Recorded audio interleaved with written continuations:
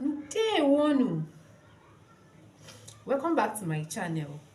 N'ụbọchị nke taa, anyị ga-eleba anya days of the week in Igbo language. Yes, days of the week in Igbo language. Abịa n'ala Igbo, ndị Igbo nwere ihe ha na-akpọ days of the week. Ya ka anyị eleba anya today. So, n'oge gboo, n'ala Igbo, enwere ahịa dị iche iche. Dịka in English language, we have Sunday, Monday, Tuesday, Wednesday, Thursday, Friday, and Saturday. In Igbo language, it can be Igbonized. It can be Igbonized as they will spell it in Igbo language: Monday, Tuesday, Wednesday, Thursday, Friday, Saturday, Sunday. It can be Igbonized. It can be Igbonized actually. But mana in Igbo language, ihe ndị Igbo ji wee ma days of the week ọ dị anọ: Eke, Orie, Afọ, Nkwọ. Eke, Orie, Afọ, Nkwọ. Nke a gosiri in Igbo language they only have 4 days in a week that makes up 1 week. 4 days that makes up 1 week. So abịa n'ụbọchị Eke, enwere ahịa dị iche iche. Enwere ahịa n'azụ n'ụbọchị Eke, eji wee banye ahịa Eke. Ịtụ aka ọ dị n'ahịa na aha ndị ọzọ: Eke, Orie, enwere ahịa Orie, enwere ahịa Nkwọ, enwere ahịa Afọ. Ụbọchị ndị enwere n'asụsụ Igbo. Enwere ụbọchị eji azụ ahịa. Enwere obodo ọbụla nwere ahịa ahụ. Dịka abịa na ahịa, enwere obodo ọbụla nwere ahịa ahụ. Ụbọchị ahịa, ndị na-ere ahịa, all the market people, the market women, market men, they will go to that market and sell. So in Igbo land, we have 4 days in a week: Eke, Orie, Afọ, Nkwọ. Ya bụ na iweta kalenda ndị Igbo, ihe ya da afọ ebe ahụ: Eke, Orie, Afọ, Nkwọ.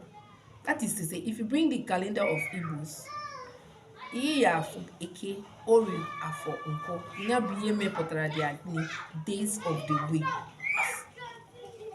So abịakwa na afa ndị anụnwa, ndị Igbo kwenyere, Igbos, they believe that any child that is giving birth any day is not a must. They can bear the child with the name of that market. For example, hold on. Abịa n'ụbọchị Eke, ọ bụ na amụrụ nwa nwoke n'ụbọchị Eke,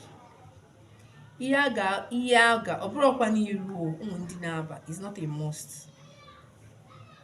You can, it's not a must. Ihe a ga-agụ onye ahụ n'ụbọchị Eke amụrụ nwa nwoke: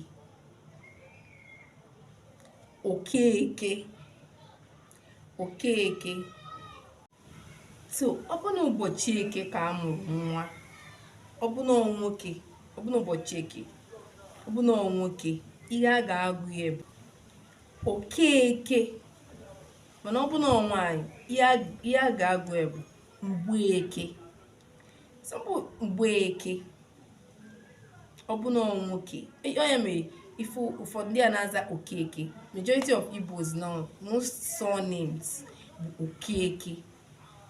It's from these markets: Eke, Okeke, Mgbeke. So ọ bụ na ụbọchị nke mbụ, ụbọchị nke abụọ bụ Orie, ihe a ga-agụ ya bụ Okorie. Ọ bụ na nwaanyị, ihe a ga-agụ ya bụ Mgborie. That if it's a male child and is giving birth in the 2nd day in Igbo calendar, which is Orie day, what they will name that male child. Chetakwa na remember I said it's not compulsory. is willing, if you want. Ihe ga-agụ nwa ahụ, what they will name that male child, Okorie. If it's a female child, Mgborie. So abịa na the third day, which is Afọ day. Ọ bụ na nwa nwoke, if it's a male child, Okafọ. I think Okafọ is very popular. You see a lot of people answering Okafọ. Those surname is that market day, Okafọ.